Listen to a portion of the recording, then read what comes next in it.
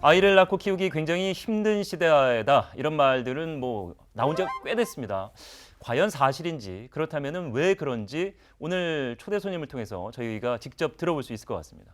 네, 오늘 인사이드 스토리에선요, 육아를 시작으로 행복한 아동을 키우기 위한 학부모와 보육인들의 고민 나눠보도록 하겠고요. 그에 따른 해답까지 들어보도록 하겠습니다.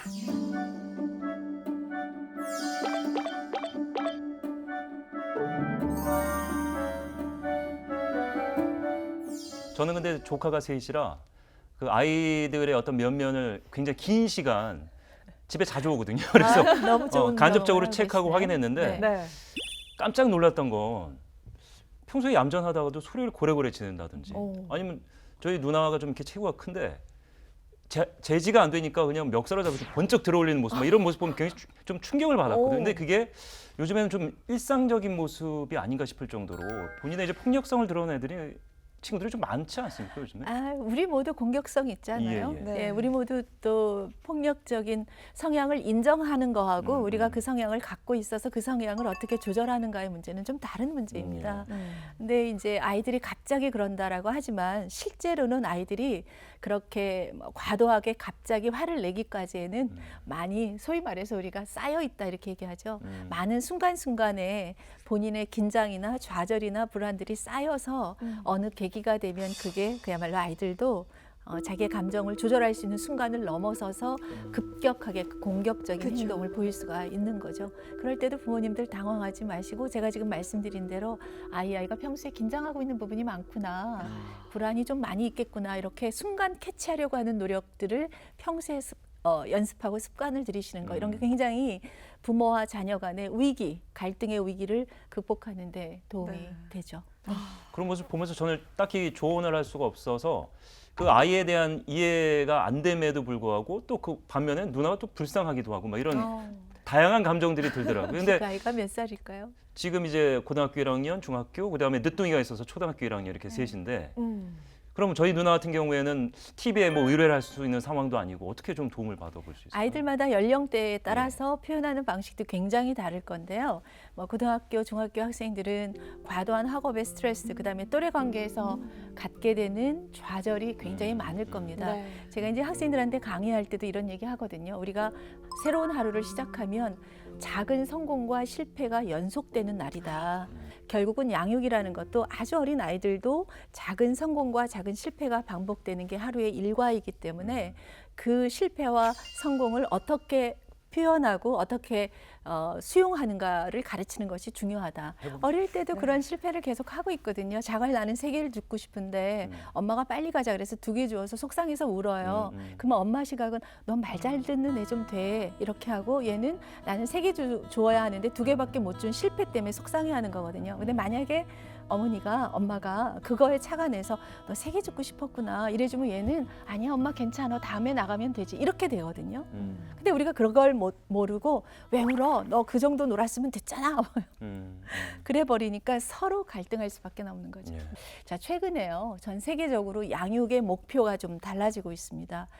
과거에는 자아 존중감을 키워주는 게 굉장히 필요하고 중요한 양육이라고 알려져 있었죠. 네. 근데 그게 굉장히 여전히 중요한 건 사실입니다. 그런데 그렇게 성장한 소위 말해서 MZ 세대들을 보니까 전 세계적으로요.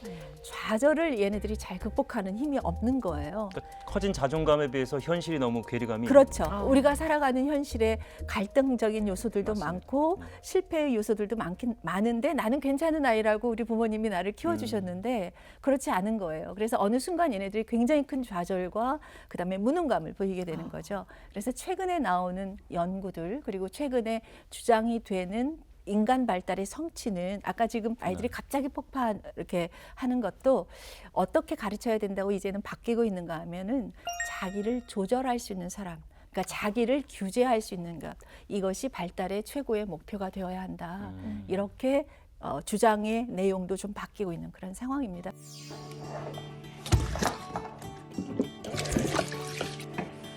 All right. Stop, stop, stop, stop, stop, stop. Yeah.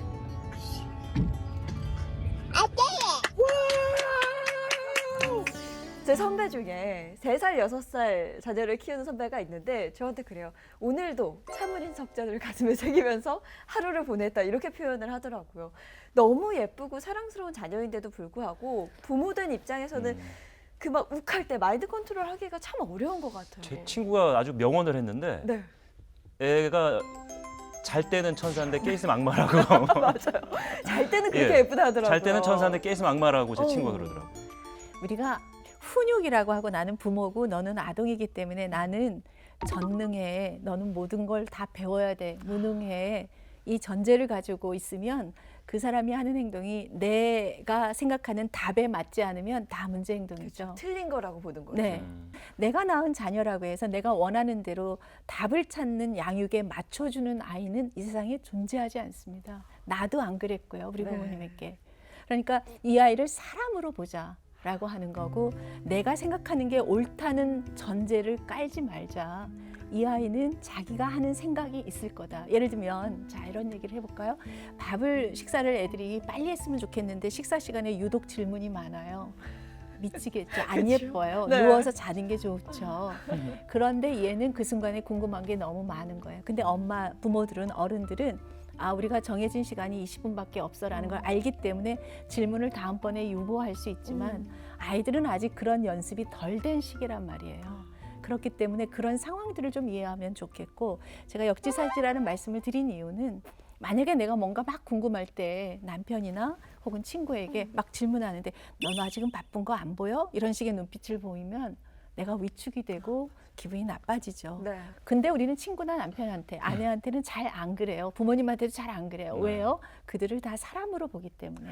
근데 우리는 아이를 훈육의 대상자로 무능하게 그리고 귀엽게 이쁘게만 보기 때문에 내가 뭘 다 가르쳐줘서 내가 준 질문에 너는 답을 꼬박꼬박 거기에 맞춰서 쓰는 아이여야 해. 이런 부모 자녀 관계는 없고 네. 이런 아이는 존재하지 않고 오히려 이렇게 자라면 안 되겠죠. 네.